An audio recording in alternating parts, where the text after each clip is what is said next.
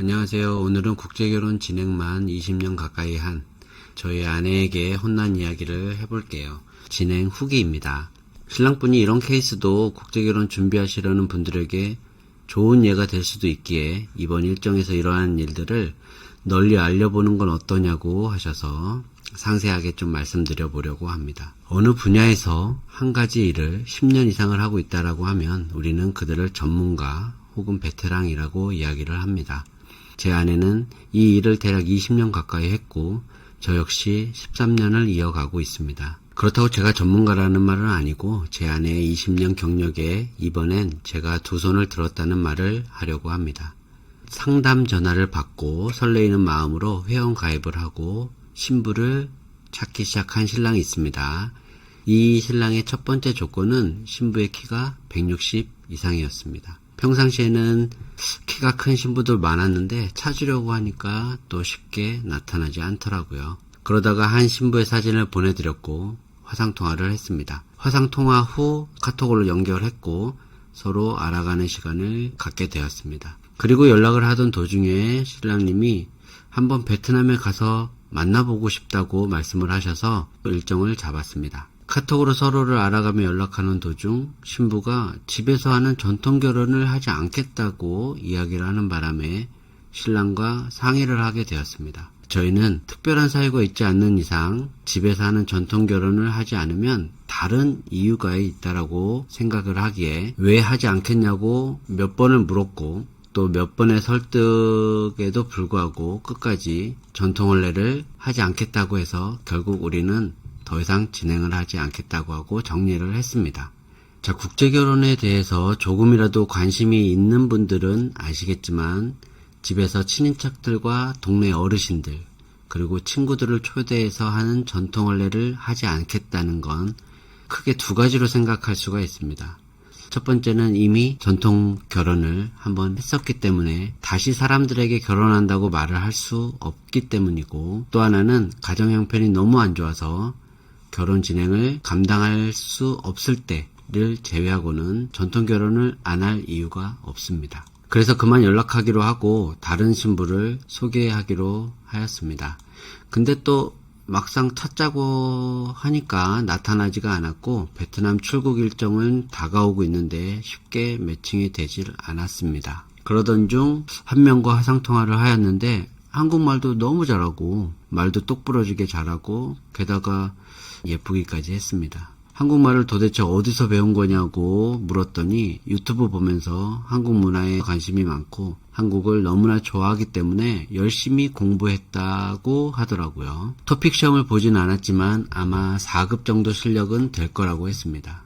왠지 똑똑한 것 같고 진정성이 보여서 저는 마음에 들었습니다. 토픽 4급 정도의 실력이 되는 거면 한국 결혼하려고 하는 신부들이 배우는 공부가 아니었어요. 그 몇 배 이상으로 노력한 거니까요. 근데 그때 화상통화를 할 때부터 제 아내가 이 신부는 카톡으로 연락을 하지 말자.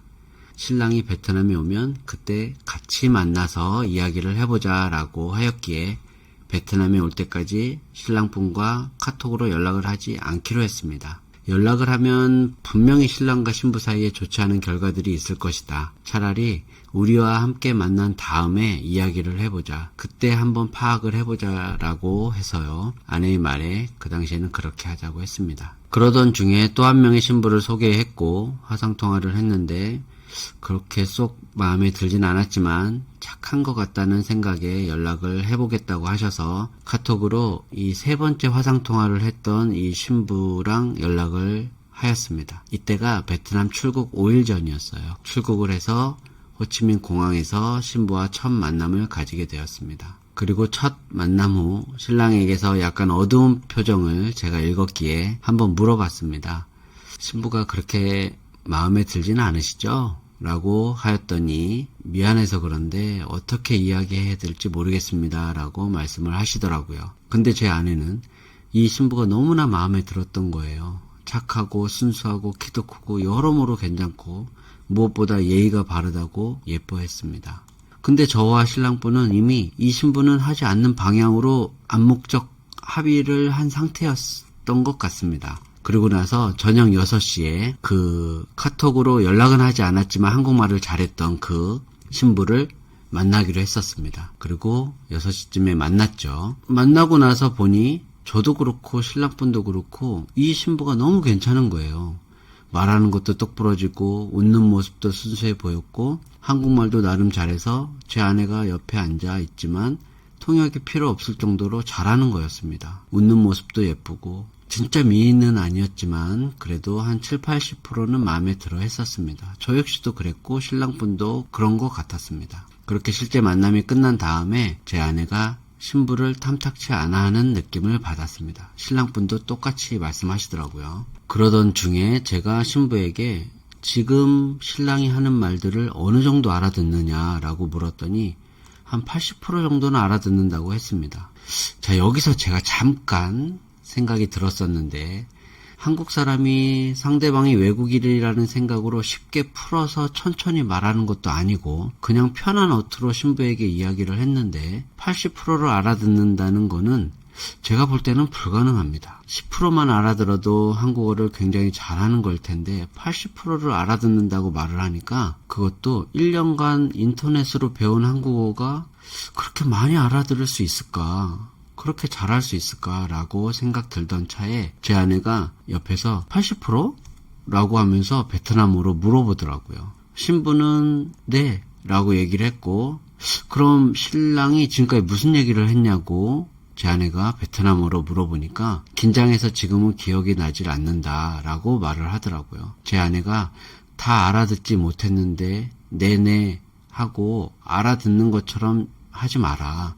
나중에 정말로 오해가 생길 수도 있고 너가 알아듣지 못한 거를 너는 대답을 네네라고 얘기를 해버리면 신랑은 정말 그런 줄 안다. 모르면 언니가 통역해 줄게 라고 했더니 괜찮아요 라고 거절을 하더라고요. 이때부터 제 아내는 이 신부는 아니다 라고 판단을 했던 것 같습니다.